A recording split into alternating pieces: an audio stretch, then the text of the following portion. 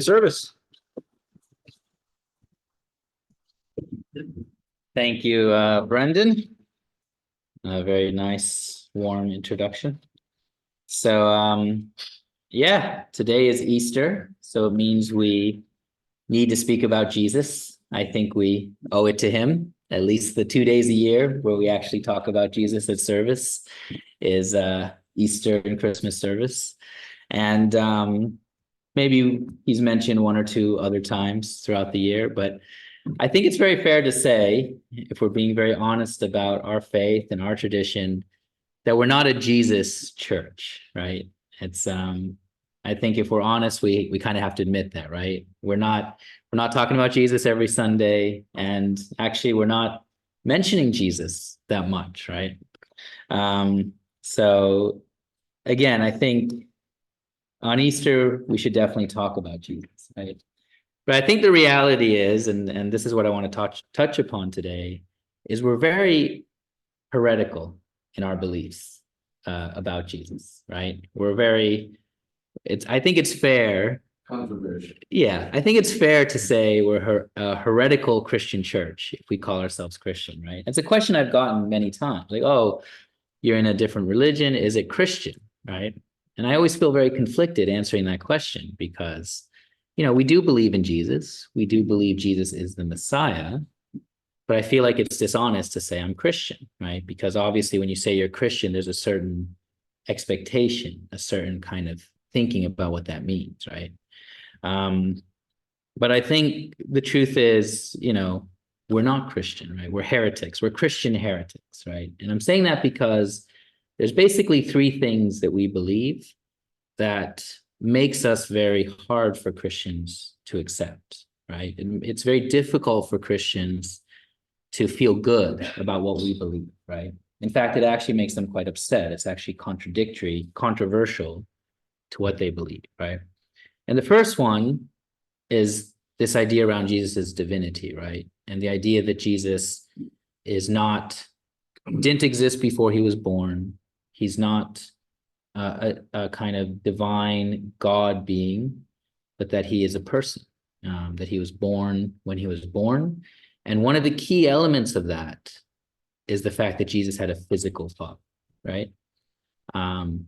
Very heretical, right, belief. But what's very powerful, I find, because it's very hard to witness to Christians because of this. And the reason I'm mentioning this today is because Christianity is the fruit of Jesus' life and his work, right? And Easter is really one of the main Christian holidays because it is the crucifixion, right? It is the moment of the forgiveness and the resurrection, the forgiveness of all sin, right?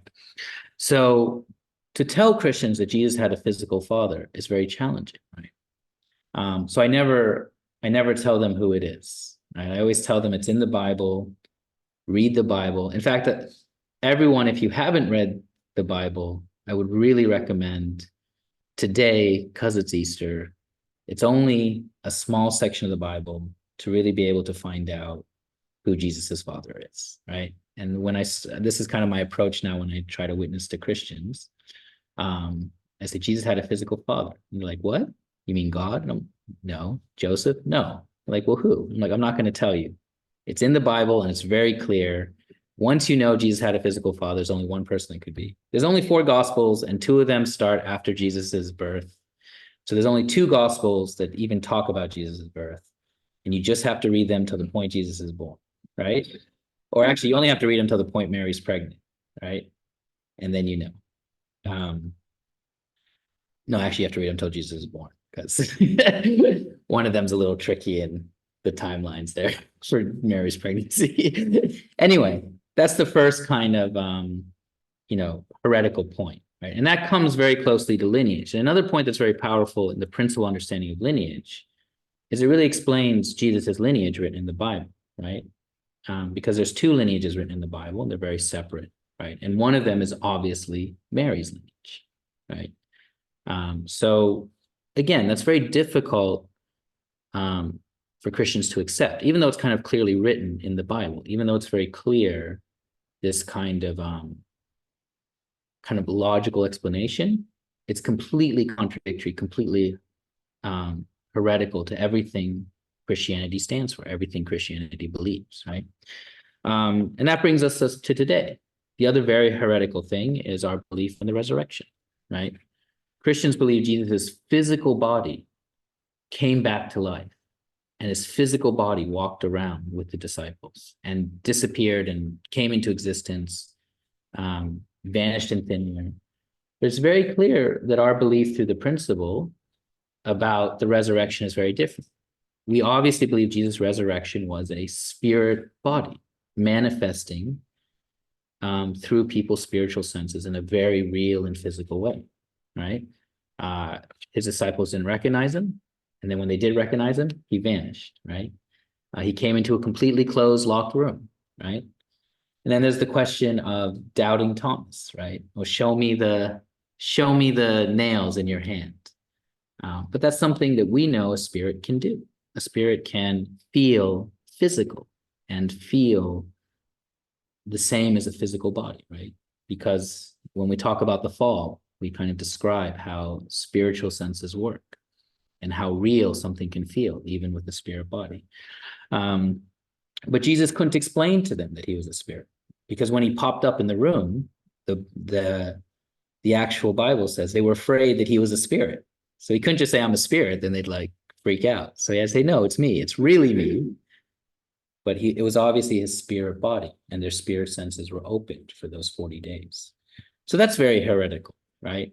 And again, that makes it very difficult for Christians to feel that we're Christian, or that we're good, right? In a way, we're almost evil because we're going against Christ, right? That's how Christians feel about us, right? And I can kind of understand, I'm very sympathetic, because it kind of reminds me when I speak sometimes to very, very negative ex-members, right? And they're very negative about everything. They accuse Father of things. They say the church is corrupt, everything is abuse, it's just for money, right? And I get it's like a personal attack, right? It's like, you're not just attacking Father or true family or the church, but you're attacking me. You're attacking what I believe. And I really feel like our faith, what we teach, that's how Christians can feel very easily, right? That you're not just attacking my faith, or you're not just challenging what I believe, but you're attacking me personally, right? And I'm mentioning this because I think it's very important that we understand our relationship with Christianity and our relationship with Christians, especially if we want to witness to them, especially if we want to build relationships, especially if we want to help them understand God's will. We don't want to personally offend them, right? That's not the way to start a relationship. So we need to kind of understand this dynamic, right?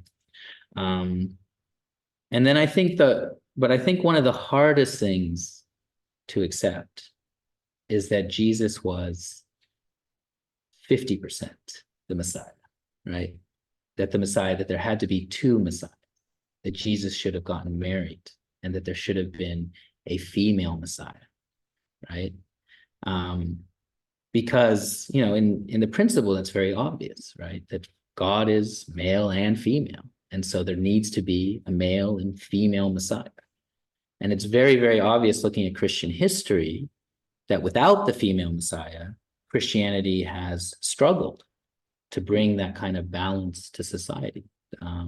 It's the strongest, maybe one of the biggest problems in Christian culture and Christian faith is that they still haven't really understood this man-woman dynamic, right? I follow a few Christian influencers on social media, not a lot, but just kind of peripherally, right?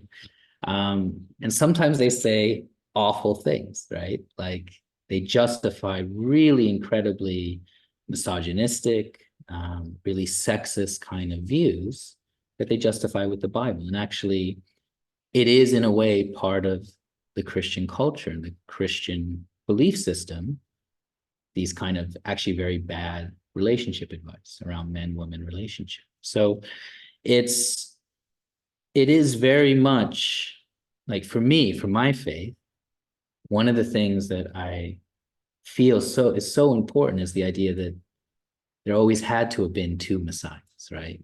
This is what it means, the idea of true parents, right? That God is a parent, so the Messiah is actually a parent, right? There has to be that balance, right? I almost believe that you need 100% equality, right? Between men and women. If there's going to be a male Messiah, there has to be a female Messiah, right? It doesn't mean they do things the same way, but it means that they both have like their own responsibility, their own way of doing things. And so it's not just Christians, I think, that struggle with this point. I think this is something we've seen even in our own church, right?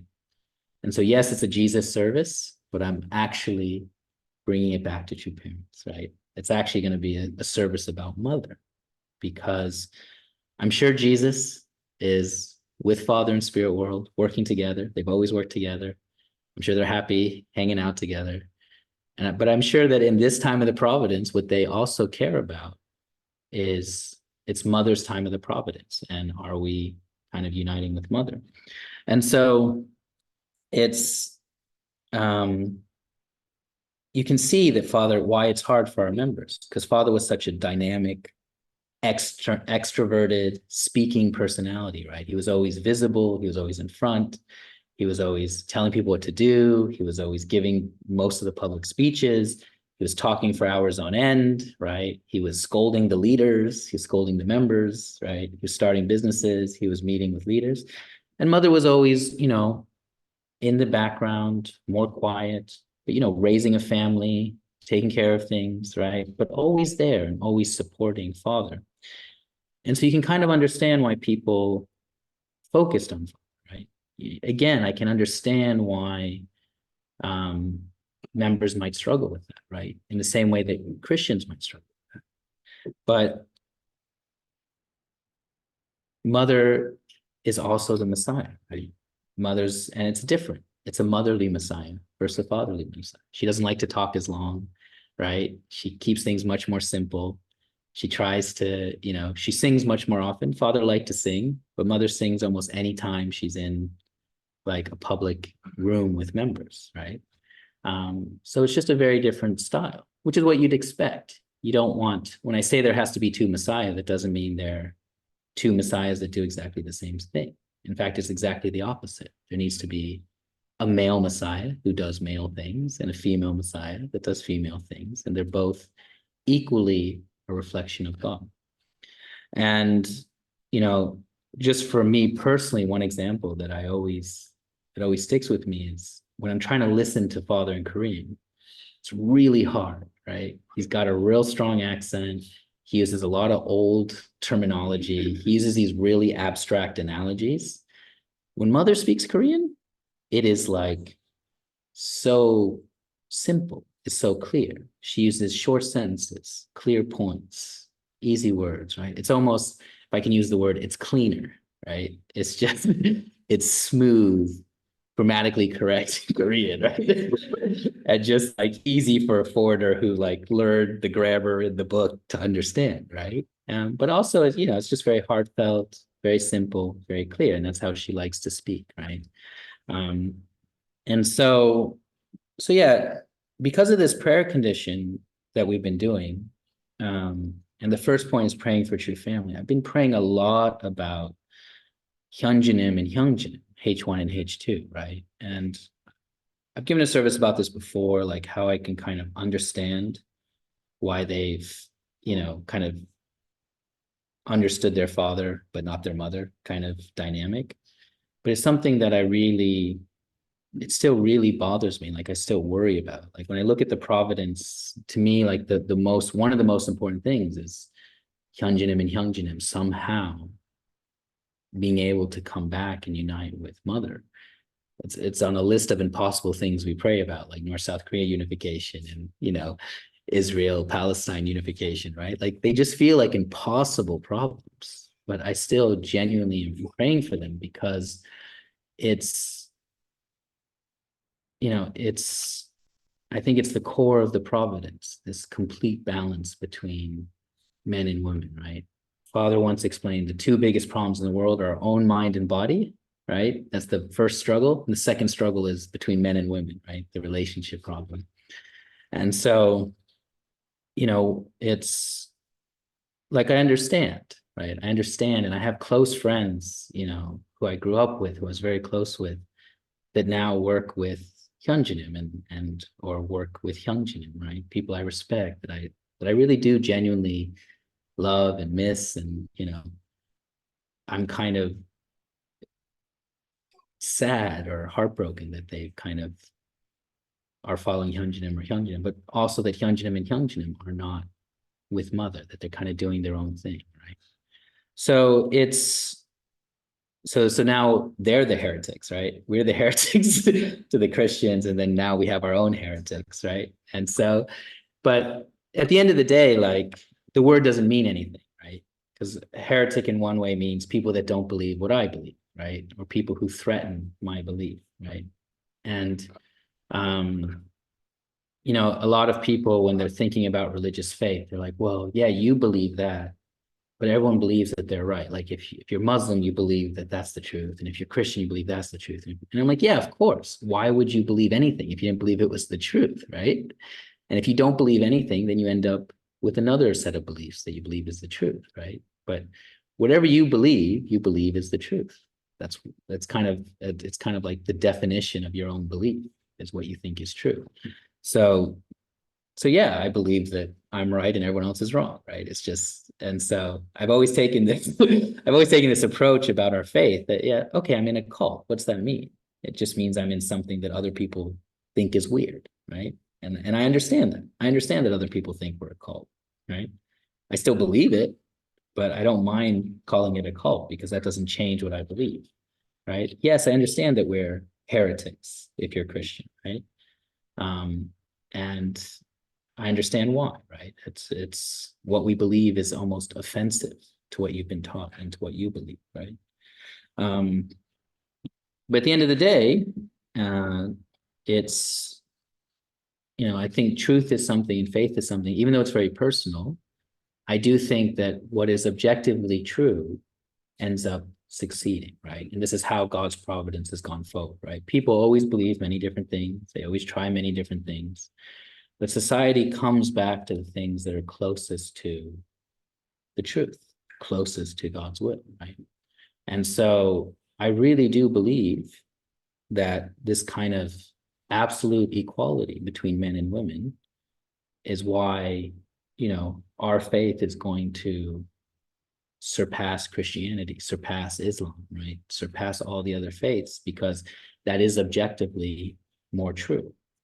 And it's also why I think secularism has surpassed a lot of the religious faiths, because secularism focused on human rights, on equality, which compared to kind of existing Christianity, existing Islam, is more true because it's more on this point of equality between men and women.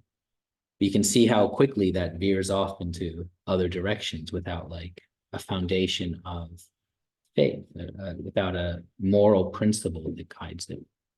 So, it's whenever we talk about Easter, our view of Easter is always that it's a sad event because Jesus died without getting married, that it was unbalanced, and that history has remained unbalanced until true parents could come on the earth, right? And then the whole point of true parents is that balance of God's characteristics, right? The balance of men and women, the balance of yin and yang.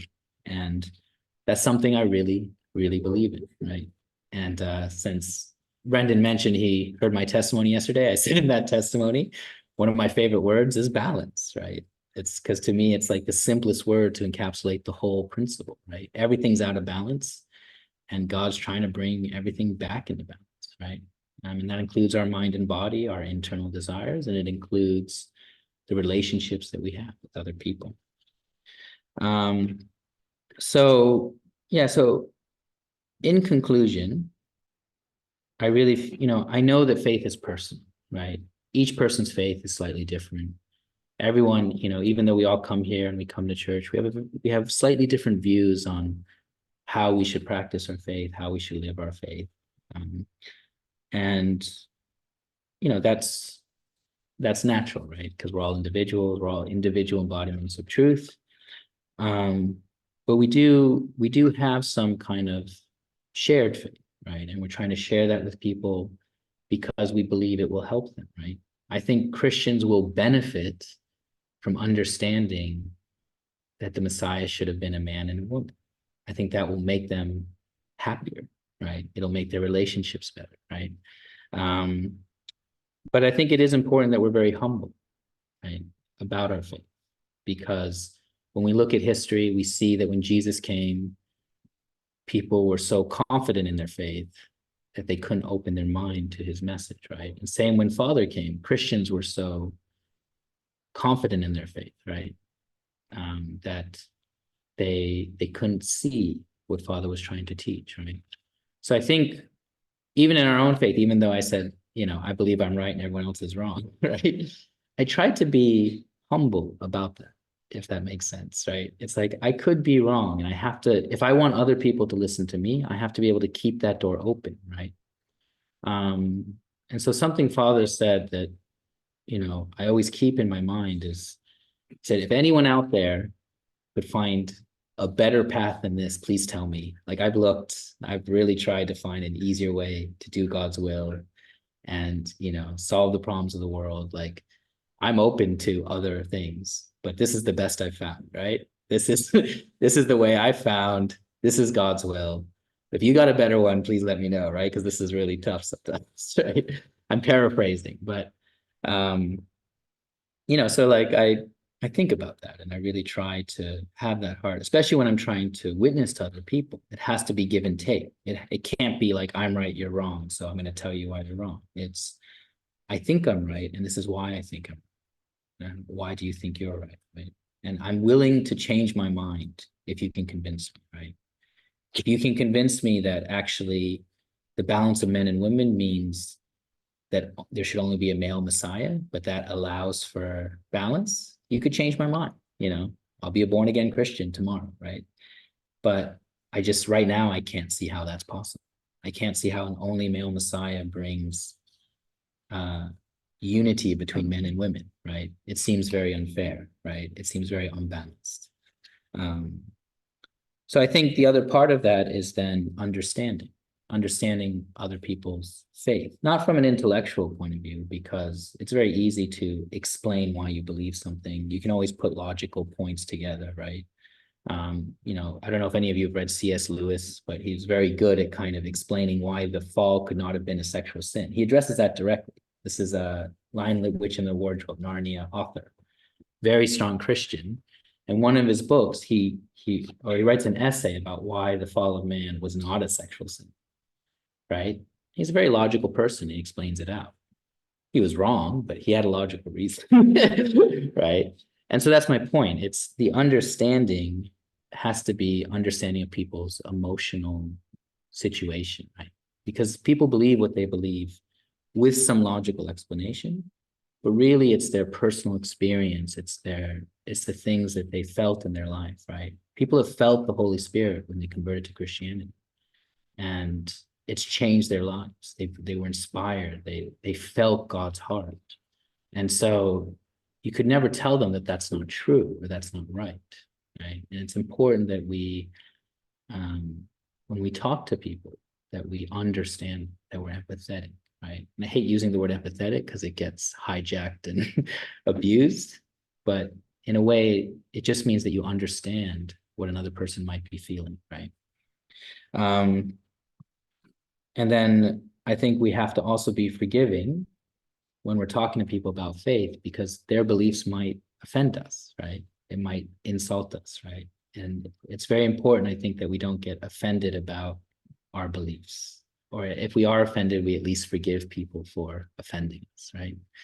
Because I think when you believe something and it's so emotionally connected to you, if you talk about it, you're going to be offended. Even if you don't want to be offended, you're going to be offended if people say something like, Father just does it for the money. That's offensive. I find that offensive, right? I don't believe it. I've never seen any evidence of it. Like it really bothers me, but people are going to say that, and I need to forgive them for it in order to be able to like talk to them about it and get them past that, right? So, and I think the last thing, as in everything in life, we have to be very kind of sincere and honest about what we believe. And when we're talking to people, if we're not sincere, if we don't really believe something, then we can say whatever we want, right? We can give the lecture, we can say Father's the Messiah, Mother's the Messiah. But if our heart doesn't actually believe it, people can tell, right? It comes off very well. I feel like when I see people who witness really, really well, I always feel it's the ones who are the most sincere about their faith, and they just want to share it with people. And sometimes they bulldoze over, any objections. And like, no, no, this is true. Like, I know it's true, right? And that conviction is really, it really moves people, and it kind of stops them, and they can tell that this person is sincere, which kind of contradicts my first 2 points about being humble, that you could be wrong, and understanding them, right? Because I haven't been a good witnesser, right? I haven't succeeded in converting someone to the church, right? So maybe my humility and my understanding slows me down. It should just be conviction, right? But at least you need the conviction. And yeah, because people can feel that. Like, we are emotional beings. You can't lie to people if you don't, even if you're lying to yourself, right? People can feel when you don't mean something. And I said something similar actually yesterday, like about going to the blessing. Like, people need to really believe that they want to go to the blessing for themselves, right? They need to believe why they're going. If it's pressure, if their parents are pushing them to do it, if someone else is pushing them to do it, if they feel guilty because, they're a second gen and it's what they're supposed to do, then it doesn't work, right? It just doesn't work out. So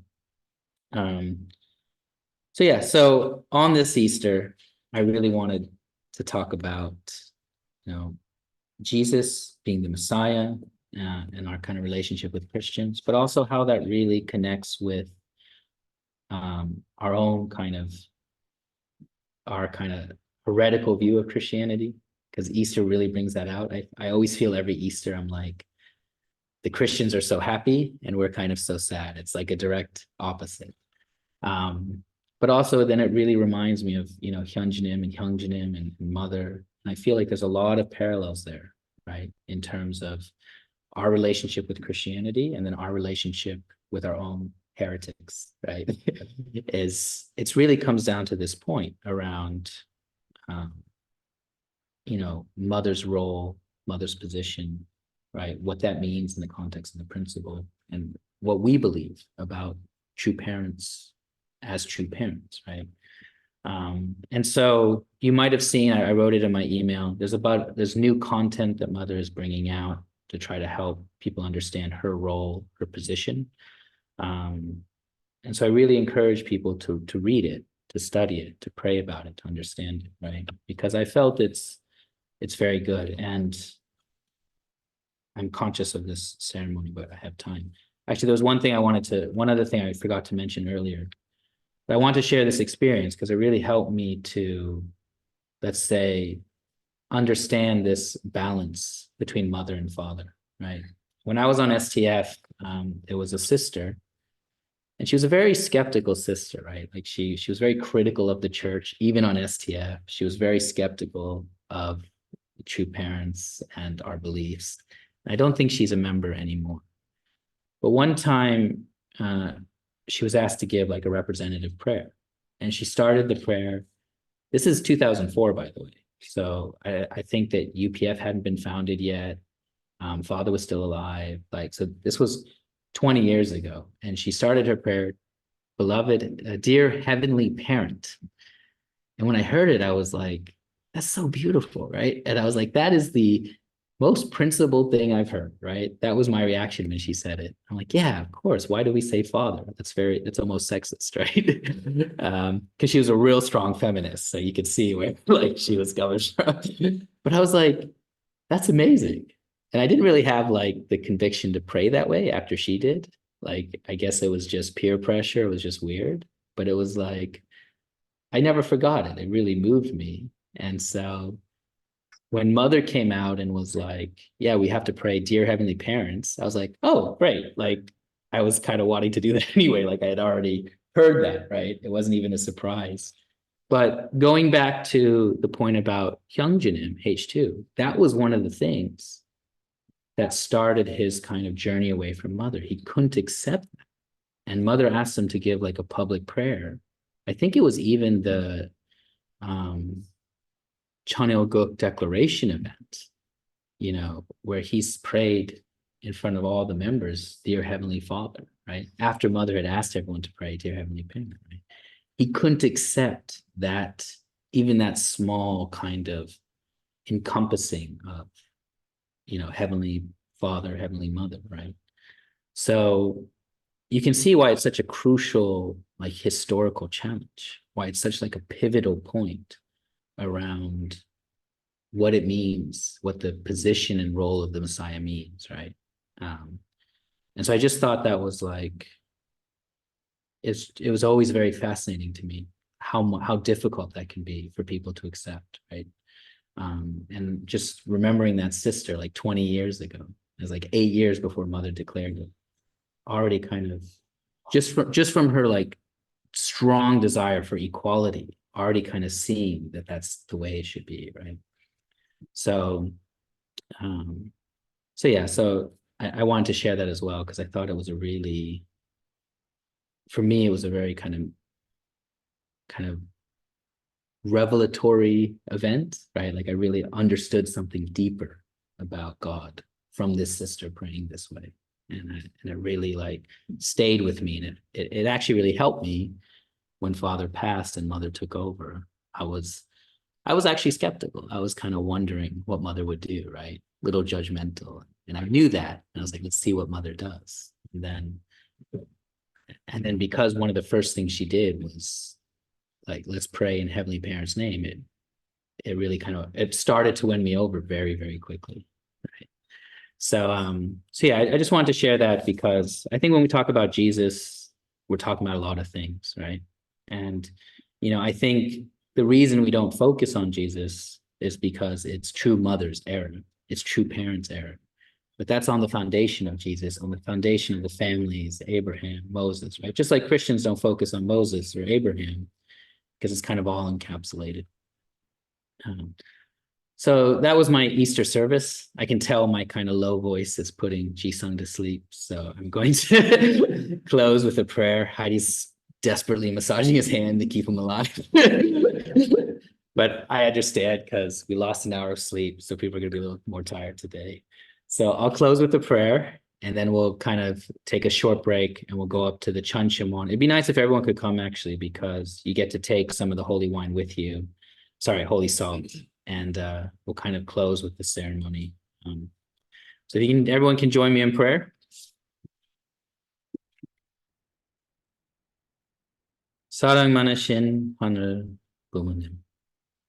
Today is Easter Sunday, and according to the record in the Bible, it was the day that your only begotten Son, Jesus, was resurrected and started a 40-day period to actually start Christian history.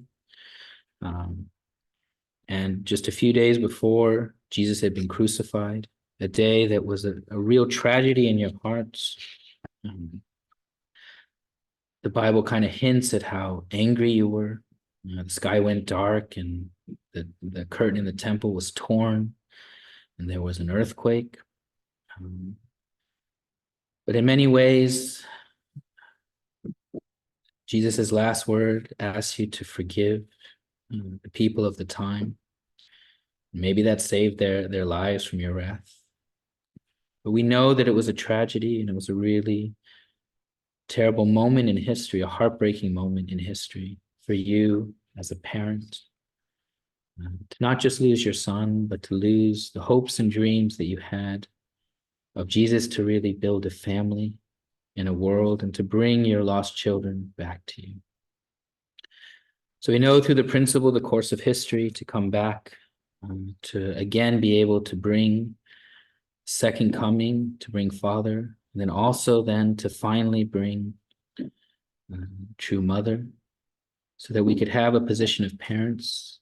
Actually, in the month of April, we'll be celebrating the 64th anniversary of the holy wedding, the marriage supper of the Lamb, the start of the blessing. Because after that, Your parents were finally able to give the blessing to other people.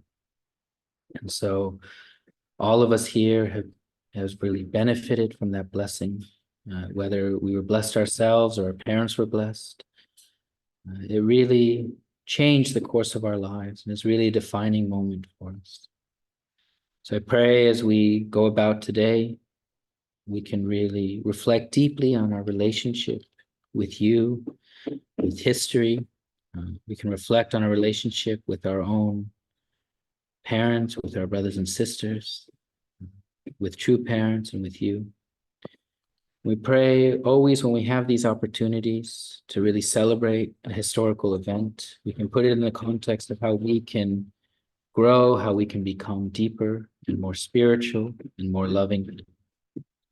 So we thank you for this time together. Pray your presence can be with us today and every day, that we can make the conditions to become true sons and daughters of our heavenly parents. And we're grateful for our lives and the blessings we have, and report this in our names. Name of Youngil Loew, a blessed central family, Aju. Okay, thank you. I'll welcome Brendan back up. Thanks, officers.